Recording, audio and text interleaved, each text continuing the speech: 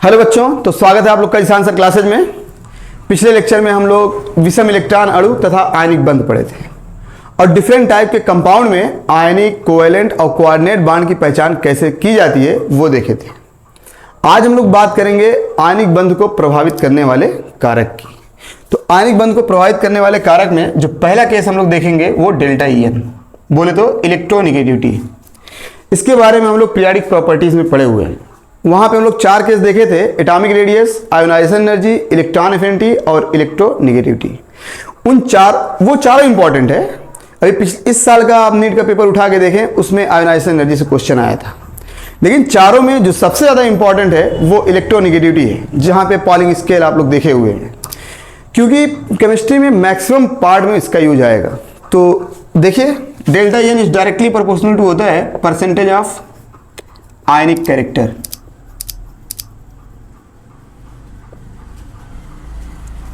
ये केस आप लोग वहां पे पढ़े होंगे। हम परसेंटेज ऑफ आयनिक कैरेक्टर निकालने का फार्मूला बताए हैं आप लोग को, 16 into delta N plus 3.5 into delta N का होल स्क्वायर। आप देखें वहां पे होएगा। तो यहां पे एग्जांपल देखें: sodium fluoride, sodium chloride, sodium bromide और सोडियम आयोडाइड। चारों आयनिक कंपाउंड है। मेटल और नॉन मेटल के बीच में आयनिक बंध बनता है ना, तो वो। अब क्वेश्चन ये है कि इन चारों में अधिक स्ट्रांग आयनिक बॉन्ड किसमें होगा, या फिर प्रबल आयनिक यौगिक कौन है इसमें। तो देखें 0.94 पूरी आवर्त साड़ी में सबसे ज्यादा विद्युत ऋणात्मकता फ्लोरीन का, पॉलिंग स्केल पे 4 के बराबर होता है।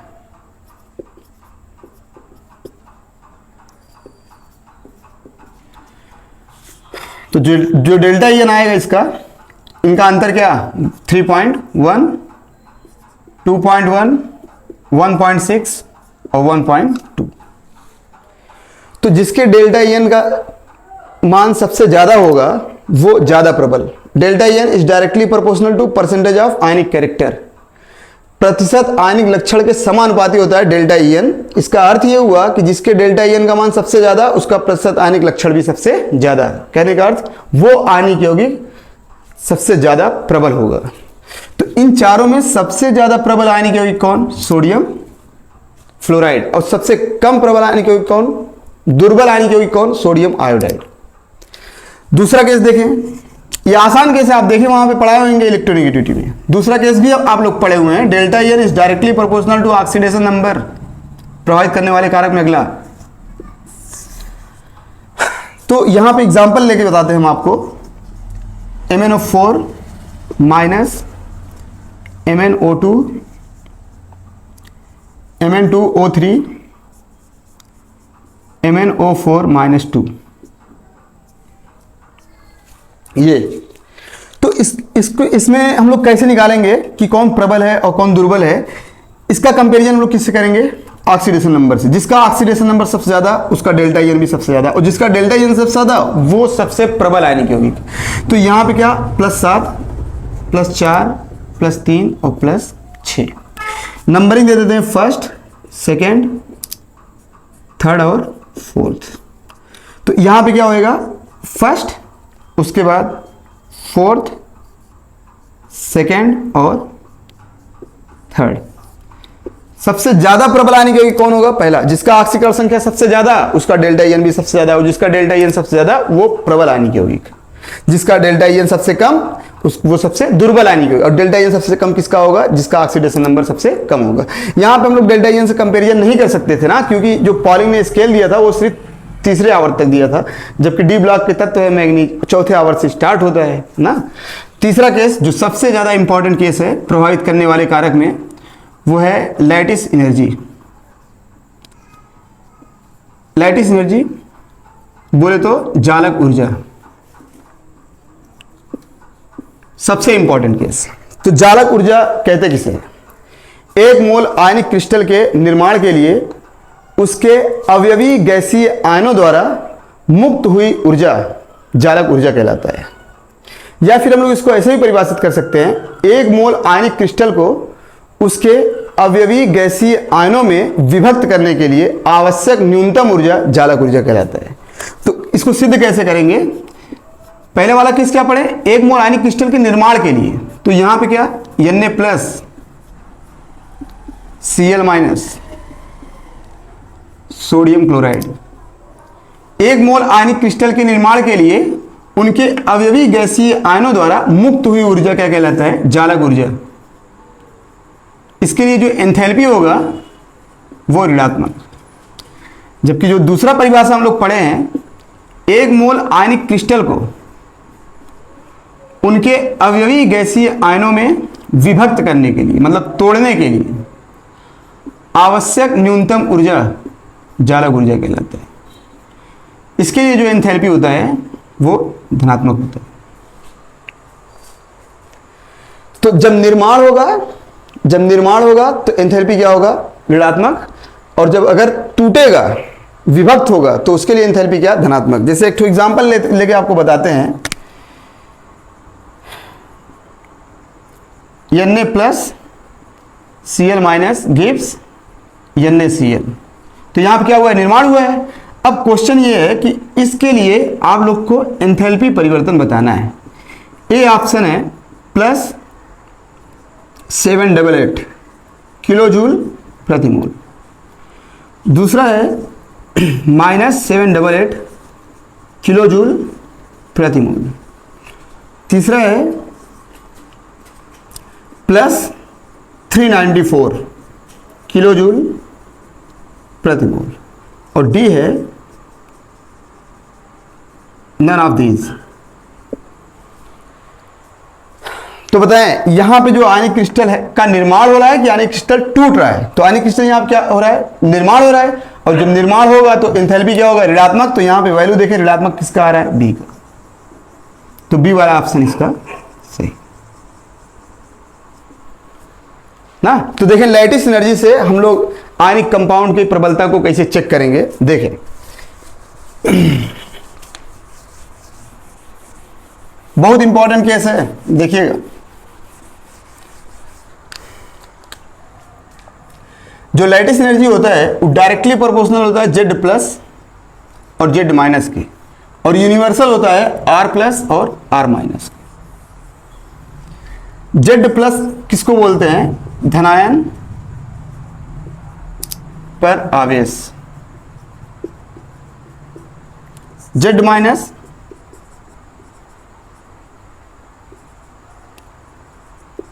ऋणायन पर आवेश, R+ धनायन का आकार, R- ऋणायन का आकार। तो चार्ज और रेडियस से हम लोग चेक करेंगे, लैटिस एनर्जी का कंपैरिजन करेंगे आयनिक कंपाउंड से। तो लैटिस एनर्जी समानुपाती होता है Z+ और Z- के। कहने का अर्थ, अगर धनायन पर आवेश बढ़ रहा है तो लैटिस एनर्जी बढ़ेगा, और ऋणायन पर भी अगर आवेश बढ़ रहा है तो भी लैटिस एनर्जी बढ़ेगा। अगर धनायन का आकार या ऋणायन का आकार बढ़ रहा है तो लैटिस एनर्जी घटेगा। तो हमें कंपैरिजन कैसे, हम क्वेश्चन को पकड़ सकते हैं कि इन चारों में से कौन यूज में आएगा। तो अगर एक ही ग्रुप के हैं, एक ही ग्रुप को लिया गया है ना, तो वहां पे एक चीज बुद्धि में धसा के रखिएगा कि वहां पे जो आपको चेक करना है वो आकार चेक करना है। अब अगर धनायन रहेंगे, फर्स्ट है, सेकेंड है, थर्ड रहेंगे, तो हम लोग किसको चेक करेंगे, धनायन के आकार को। अगर 5th, 6th, 7th वर्ग के रहेंगे तो उनके लिए किसको चेक करेंगे, ऋणायन के आकार को। जैसे एक तो एग्जाम्पल लेके हम आपको बताते हैं, लिथियम फ्लोराइड है, सोडियम फ्लोराइड, पोटेशियम फ्लोराइड और रुबिडियम फ्लोराइड। तो अब यहां पे धनायन पर आवेश और ऋणायन पर आवेश समान होगा। अरे +1 +1 +1 +1 -1 सब पे। तो इसका कंपैरिजन ना तो हम लोग Z+ से कर सकते हैं, ना तो Z- से कर सकते हैं, क्योंकि धनायन और ऋणायन पर आवेश क्या है, समान। इसका मतलब क्या है कि धनायन पर आवेश बढ़ेगा तब लैटिस एनर्जी बढ़ेगा, ऋणायन पर आवेश बढ़ेगा तब लैटिस एनर्जी बढ़ेगा। यहाँ पे धनायन पर और ऋणायन पर आवेश क्या है, समान है। अब आकार की हम लोग बात करते हैं, तो आकार देखिए, फ्लोरीन सब में कॉमन है। फर्स्ट देखें, लिथियम, सोडियम, पोटेशियम, रुबिडियम दिया हुआ है ना, तो एक ही ग्रुप के हुए ना, तो इनके लिए हम लोग आकार देखेंगे। मतलब आपको आवेश के बारे में सोचना ही नहीं है, कोई भी क्वेश्चन दिया रही, आपको हम ट्रिक बता रहे हैं। तो अब इसका कंपैरिजन हम लोग किससे करेंगे, धनायन से, क्योंकि भिन्न कौन है, धनायन। धनायन के आकार से। तो बताएं, जब धनायन का आकार बढ़ेगा, धनायन का आकार बढ़ेगा, और हम लोग जानते हैं आकार ग्रुप में टॉप टू बॉटम आता है तो आकार क्या होता है, बढ़ता है। तो लैटिस एनर्जी क्या होगा, घटेगा। तो इन चारों में सबसे ज्यादा आकार किसका होगा, रुबिडियम का, क्योंकि सबसे नीचे रुबिडियम है और वर्ग में ऊपर नीचे आते हैं तो आकार बढ़ता है। तो रुबिडियम का आकार सबसे ज्यादा, इसका मतलब इसका लैटिस एनर्जी सबसे कम। व्युत्क्रम होते हैं ना, तो सबसे ज्यादा लैटिस एनर्जी किसका होगा, जिसका आकार सबसे कम आकार किसका, लिथियम का, तो इसका लैटिस एनर्जी सबसे ज्यादा। ये हो गया लैटिस एनर्जी का घटता क्रम। और एग्जांपल देखें, जैसे मान लें मैग्नीशियम ऑक्साइड है, मैग्नीशियम ऑक्साइड है और एल्यूमिना है Al2O3। अब इसमें कंपैरिजन करना है कि कौन सा, किसका लैटिस एनर्जी ज़्यादा होगा और किसका लैटिस एनर्जी कम होगा। तो यहाँ पे धनायन +2 और ऋणायन -2, यहाँ पे धनायन क्या +3, इसका ऑक्सीकरण संख्या +3 आएगा ना, और ऋणायन क्या -2 ही। तो अब बताएं, आकार के पास जाना ही नहीं है, कोई भी क्वेश्चन दिया रहेगा सबसे पहले आपको क्या चेक करना है, आवेश चेक करना है, उसके बाद आप आकार पे जाएंगे अगर आवेश समान रहेगा तब। अब यहाँ पे आवेश क्या है, भिन्न भिन्न है। ऋणायन पर आवेश क्या है, समान है, तो हम लोग ऋणायन को चेक नहीं करेंगे, धनायन को चेक करेंगे। तो बताएं धनायन पर आवेश क्या है, एल्यूमिनियम पे ज्यादा है कि मैग्नीशियम पे, तो जिस पर आवेश ज्यादा उसकी लैटिस एनर्जी भी ज्यादा। ये तो जो लैटिस एनर्जी होता है, अब उसका हम लोग क्या बोलते हैं, कंपेरिजन करते हैं आयनिक कंपाउंड को लेके। जो लैटिस एनर्जी होता है वो डायरेक्टली प्रोपोर्शनल होता है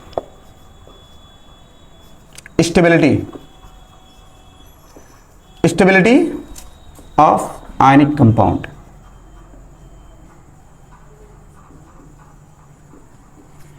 तो पहले जो एग्जांपल दिए हैं वही देख लीजिए, इसमें से कौन ज्यादा स्थायी होएगा, जिसका लैटिस एनर्जी सबसे ज्यादा होगा। तो लैटिस एनर्जी सबसे ज्यादा इसका, ये ज्यादा स्थायी।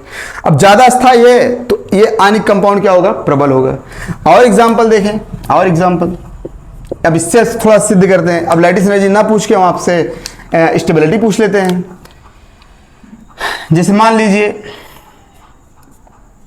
सोडियम फ्लोराइड दिया हुआ है, सोडियम क्लोराइड, ब्रोमाइड और आयोडाइड। तो अब इसमें बताएं, ग्रुप दे दिया ना, जब एक ही ग्रुप के दे देंगे ना तो वहां पे आपको आवेश देखने की जरूरत ना है। अगर देखने भी जाएंगे सब पे देखें प्लस आवेश और माइनस आवेश समान है। तो यहां पे क्या होएगा, आकार ज्यादा किसका होएगा, आयोडीन का। जिसका आकार सबसे ज्यादा उसका लैटिस एनर्जी सबसे कम। विक्रम होते हैं ना, अब यहां पे कंपेयर किससे करेंगे, R- से ना, ऋणायन के आकार से।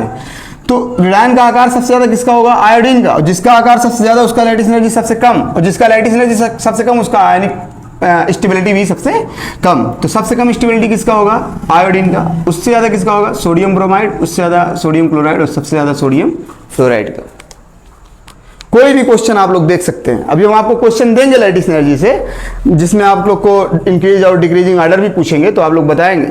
ये जो केस है ना, ये आपको मालूम रहना चाहिए। अभी कुछ टाइम बाद ना हम लोग वो क्या बोलते हैं, फजान रूल पढ़ेंगे, पोलराइजिंग पावर, और उसके बाद हम लोग हाइड्रेशन एनर्जी पढ़ेंगे।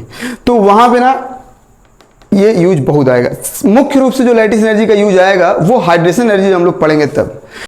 तो देखिए आयनिक कंपाउंड के स्टेबिलिटी का इंपॉर्टेंट केस, जैसे मान लीजिए कोई आयनिक कंपाउंड है, उसमें धनायन और ऋणायन दोनों का आकार लगभग समान हो, तो वो आयनिक कंपाउंड जो होंगे वो अधिक स्थायी होंगे। जैसे धनायन और ऋणायन, धनायन और ऋणायन, धनायन और ऋणायन, इनके आकार क्या है, लगभग समान है, तो ये अधिक स्थायी होंगे। जबकि ऐसे आयनिक कंपाउंड जिसमें धनायन और ऋणायन या फिर ऋणायन और धनायन दोनों का आकार समान ना हो, तो वो आयनिक यौगिक कम स्थायी होंगे। बहुत इंपॉर्टेंट केस है, आप लोग नोट करके लिखिएगा। ऐसे आयनिक यौगिक जिसमें धनायन और ऋणायन का आकार लगभग तुलनात्मक हो, या फिर दोनों आकार में बड़े और या फिर दोनों आकार में छोटे।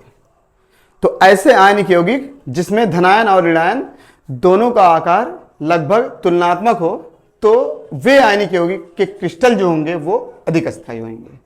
जैसे मान लीजिए एक एग्जांपल हम आपको बताते हैं तो आपको क्लियर होएगा।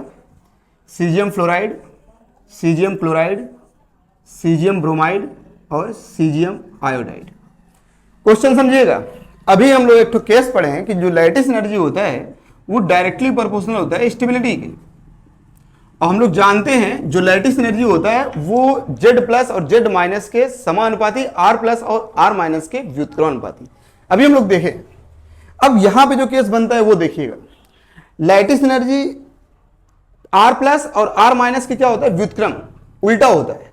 तो अगर धनायन और ऋणायन का आकार बढ़ेगा तो लैटिस एनर्जी घटेगा। क्वेश्चन समझिएगा। अब यहां पे हम लोग चार्ज से इसका कंपेयर कर नहीं सकते क्योंकि चार्ज कॉमन है। हम आपको पहले एक ट्रिक बताए हैं, अगर ग्रुप पूछा है तो उसमें हम लोग चार्ज नहीं देखेंगे, उसमें हम लोग आकार देखेंगे। अगर डिफरेंट ग्रुप दिया हुआ है एलिमेंट, जैसे मैग्नीशियम एल्यूमिनियम दे दिया, तो उसमें हम लोग क्या देखेंगे, चार्ज, क्योंकि उसमें चार्ज डिफरेंट आएंगे। और अगर एक ही ग्रुप होंगे तो चार्ज तो सेम आएंगे ना, तो इसमें हम लोग क्या देखेंगे, आकार। अब दूसरा केस क्या इंपॉर्टेंट, क्या कि इसमें धनायन का आकार हम लोग चेक नहीं करेंगे, हम लोग किसको चेक करेंगे, ऋणायन, क्योंकि डिफरेंट कौन है, ऋणायन।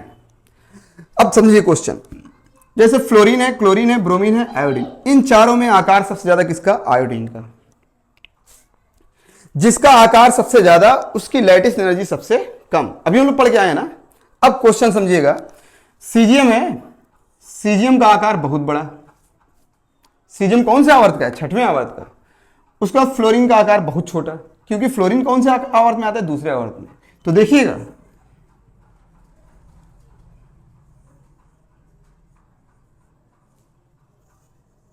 आप लोग ट्राई करिएगा, बताएं।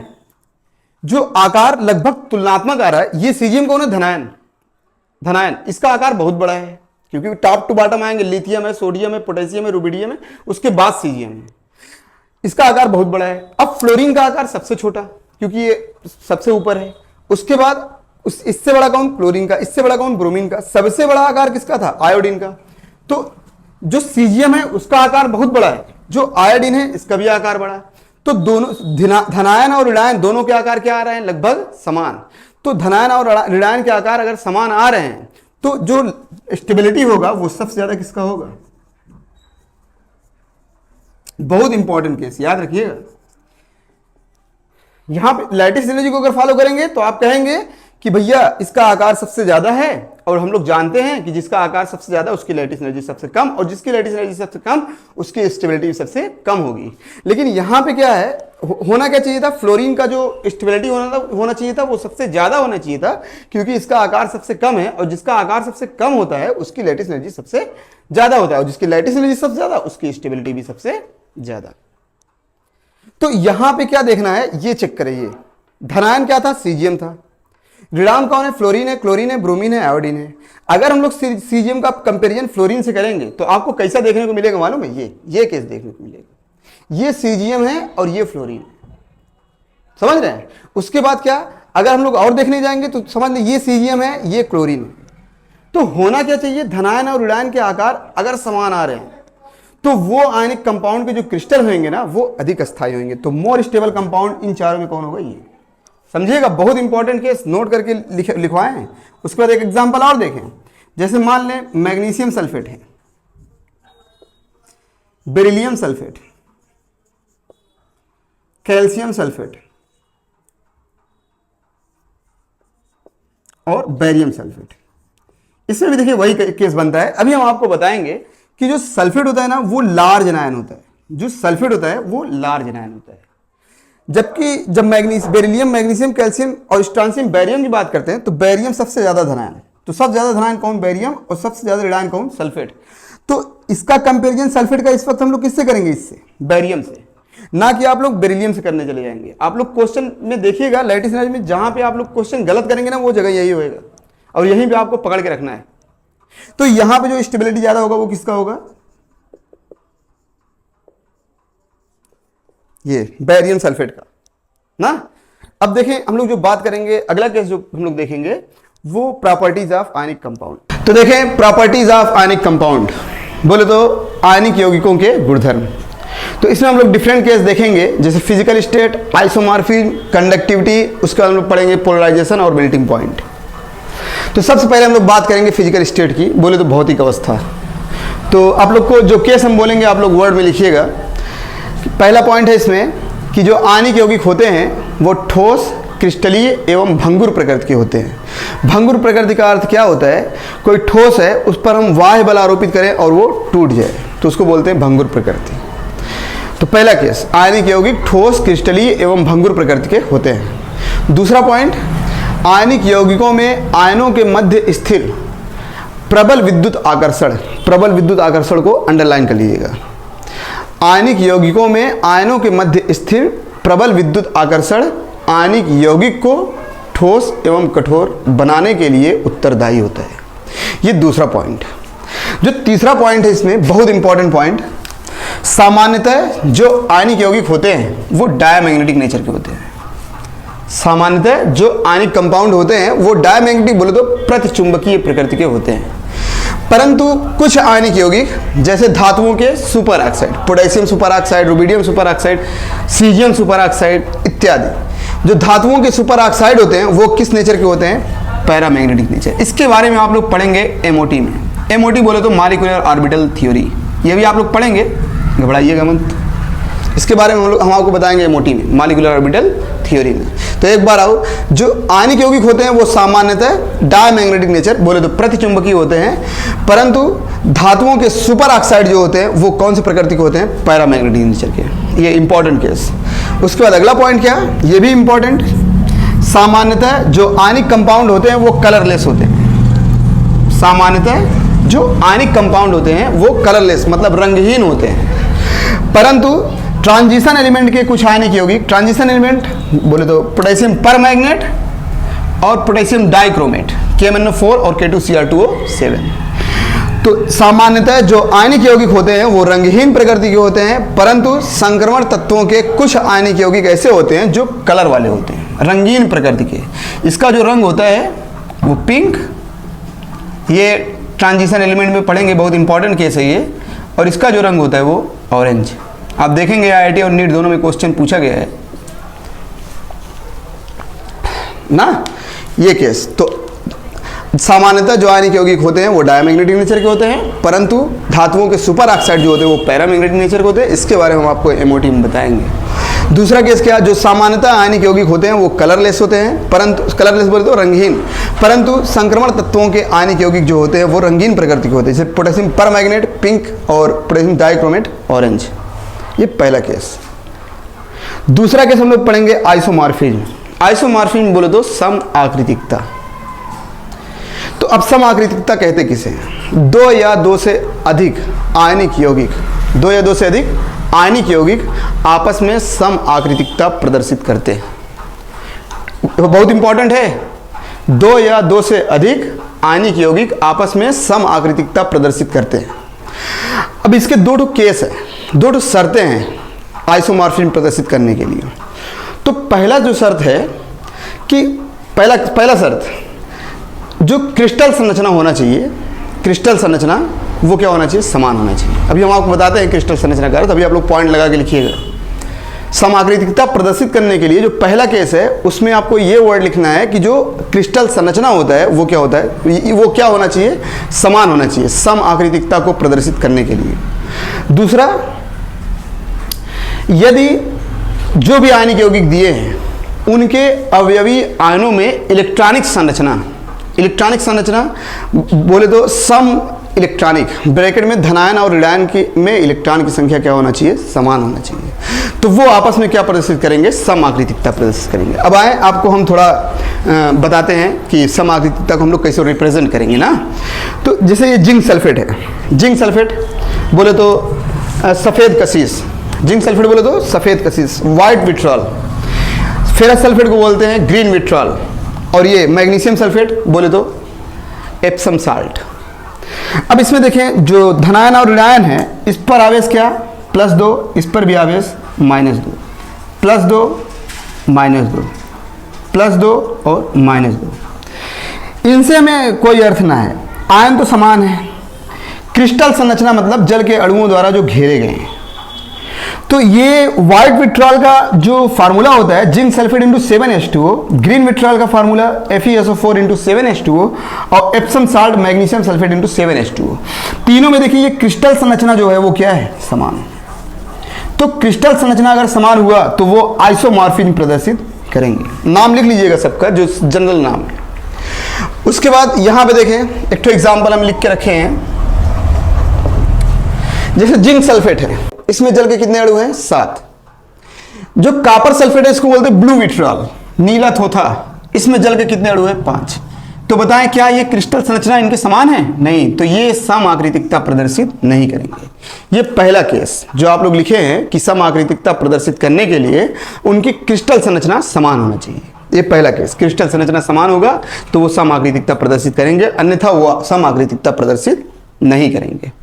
दूसरा केस जो हम लोग लिखे हैं, अब बताएं यहां पे मैग्नीशियम पे आवेश कितना? +2 और यहां पे -2। यहां पे ऑक्सीजन पे -2, यहां पे +1, माइनस और प्लस, माइनस और यहां पे +2, यहां पे +1, -2, +2 और -1। अब इसमें हमें क्या चेक करना है? जो हम लोग दूसरा लॉ पॉइंट लिखे हैं, यदि उनमें गैसीय अवयवी आयनों में इलेक्ट्रॉनिक संरचना, बोले तो ब्रैकेट में आइसो इलेक्ट्रॉनिक लिखवाएं। आइसो इलेक्ट्रॉनिक मतलब धनायन और ऋणायन दोनों में इलेक्ट्रॉनों की संख्या क्या हो? समान होना चाहिए। तो यहां पे इलेक्ट्रॉनों की संख्या इसमें कितना है? 10, और इसमें भी इलेक्ट्रॉन संख्या कितना? 10। यहां भी 10 इलेक्ट्रॉन, 10 इलेक्ट्रॉन, यहां भी 10 इलेक्ट्रॉन, 10 इलेक्ट्रॉन। हम लोग एटॉमिक स्ट्रक्चर पढ़े हुए हैं, यहां भी 10 इलेक्ट्रॉन, इसमें भी 10 इलेक्ट्रॉन। तो ये सारे क्या? समआकृतिकता प्रदर्शित करेंगे। अब यहां पे देखिए पोटेशियम के पास कितना इलेक्ट्रॉन है? 18 इलेक्ट्रॉन, और ऑक्सीजन के पास 10 इलेक्ट्रॉन। यहां पे कैल्शियम के पास कितना इलेक्ट्रॉन? 18 इलेक्ट्रॉन, और क्लोरीन के पास भी 18 इलेक्ट्रॉन। तो क्या ये दोनों अणु आपस में समआकृतिकता प्रदर्शित करेंगे? क्यों? क्योंकि इनमें इलेक्ट्रॉनों की संख्या समान नहीं, सम इलेक्ट्रॉनिक नहीं। क्लियर? उसके बाद तीसरा हम लोग बात करेंगे समआकृतिकता, आइसोमॉर्फिज्म, याद रखिएगा। उसके बाद हम लोग बात करेंगे कंडक्टिविटी की, बोले तो चालकता। तो जो आणिक यौगिक होते हैं वो कमरे के ताप पर चालकता प्रदर्शित नहीं करते। आणिक यौगिक किस अवस्था में होते हैं? ठोस अवस्था में। आप लोग पॉइंट लगा के लिखिएगा, आणिक यौगिक कमरे के ताप पर चालकता प्रदर्शित नहीं करते, क्योंकि ठोस अवस्था में जो आयन होते हैं ना वो स्थिर होते हैं। अतः जो आणिक यौगिक होते हैं वो अपने गलित अवस्था या जलीय विलयन अवस्था में सुचालक होते हैं। सुचालक मतलब चालकता प्रदर्शित करते हैं। जो गलित अवस्था में रहेंगे और जो जलीय विलयन अवस्था में रहेंगे वो चालकता प्रदर्शित करेंगे, परंतु ठोस जो होंगे वो चालकता प्रदर्शित नहीं करेंगे। ये पहला केस। सबसे कम चालकता कौन प्रदर्शित करेगा? जो ठोस अवस्था में होगा, उसके बाद गलित अवस्था, उसके बाद जलीय विलयन अवस्था में। दूसरा केस इसका है, जो ध्रुवीय सहसंयोजक यौगिक होते हैं, ध्रुवीय सहसंयोजक यौगिक, वो केवल अपने जलीय विलयन अवस्था में चालकता प्रदर्शित करते हैं, गलित अवस्था में भी चालकता प्रदर्शित नहीं करते। जैसे HCl है, जब इसकी हम लोग जल के साथ अभिक्रिया कराएंगे तो यहां पे क्या होएगा? H3O+ और यहां पे क्या? Cl-। तो जो ध्रुवीय सहसंयोजक यौगिक होते हैं वो केवल अपने जलीय विलयन अवस्था में चालकता प्रदर्शित करते हैं, गलित अवस्था में चालकता प्रदर्शित नहीं करते। इसके बाद जो अगला पॉइंट है वो बहुत इंपॉर्टेंट है। अत्यधिक ध्रुवीय सहसंयोजक यौगिक जैसे अमोनिया और जल केवल अपने द्रवीय अवस्था में ही चालकता प्रदर्शित करते हैं। जैसे एग्जाम्पल है अमोनियम है, अपने द्रवीय अवस्था में अमोनिया है, 2 मोल लिए तो ये क्या होएगा? NH4+ और NH2-। ऐसे ही जल है H2O, 2 मोल लिए तो यहां पे क्या होएगा? H3O+ और OH-। यहां पे आप लोग लिख सकते हैं सेल्फ आयोनाइजेशन के कारण, स्वतः आयनन के कारण।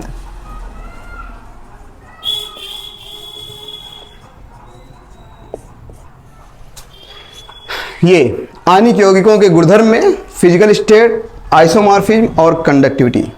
अगला केस हम लोग देखेंगे पोलराइजेशन का, अगले लेक्चर में देखेंगे। आप लोग चैनल को शेयर एंड सब्सक्राइब